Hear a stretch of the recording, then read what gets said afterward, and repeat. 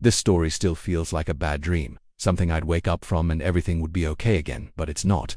My sister, my own sister, turned on me during what was supposed to be a day of gratitude Thanksgiving, and I still can't wrap my head around it.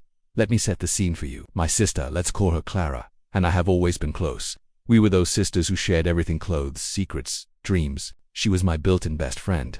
Our family Thanksgivings were always a big deal, loud and chaotic but full of love.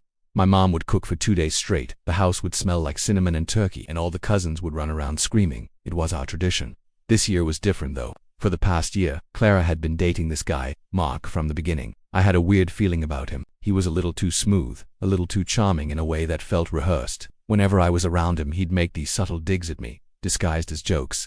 He'd comment on my job, my apartment, even the way I dressed. There were small things, like, "Oh, still working at that little company. Huh, good for you for sticking with it." Or, "That's an interesting choice of sweater." Clara would just laugh it off and say, "Oh, that's just Mark's sense of humor. You're being too sensitive."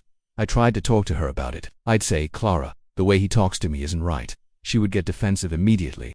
"You just don't like him because I'm happy," she'd say. It was like a wall went up between us whenever his name was mentioned. I decided to back off, hoping I was wrong, hoping that maybe I was just being an overprotective older sister. I wanted her to be happy, and if he made her happy, who was I to judge? So, fast forward to Thanksgiving Day. I walked into my parents' house, arms full of pies, ready to embrace the familiar chaos, but the atmosphere was tense. Clara and Mark were already there, sitting on the couch, and they barely looked up when I came in. I tried to brush it off, giving everyone hugs and helping my mom in the kitchen. As the day went on, the tension grew. Mark continued his little passive-aggressive comments, but this time they were louder, more public. At one point, my uncle asked me about a promotion I recently got at work.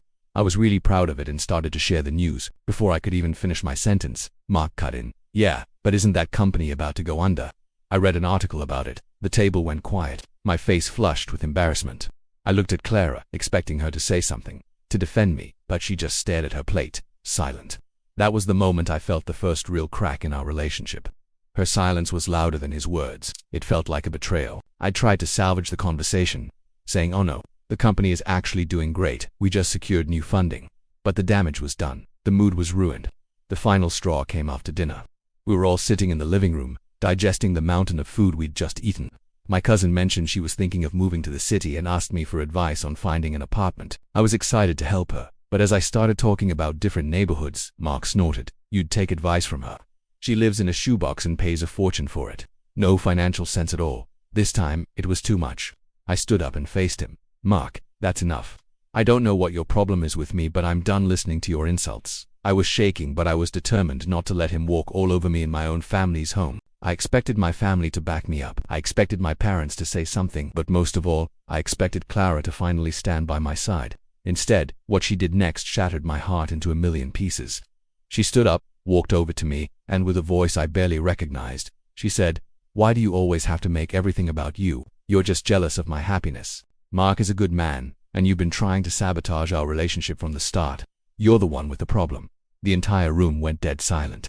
I looked at her, searching for the sister I grew up with, the one who held my hand when I was scared, but all I saw was a stranger, her eyes cold, defending the man who had been belittling me all year. My own sister, accusing me of being jealous. The words hit me like a physical blow. Tears welled up in my eyes, but I refused to let them see me cry. I looked around the room, at my parents who just sat there, looking uncomfortable but saying nothing. No one defended me. I felt completely and utterly alone.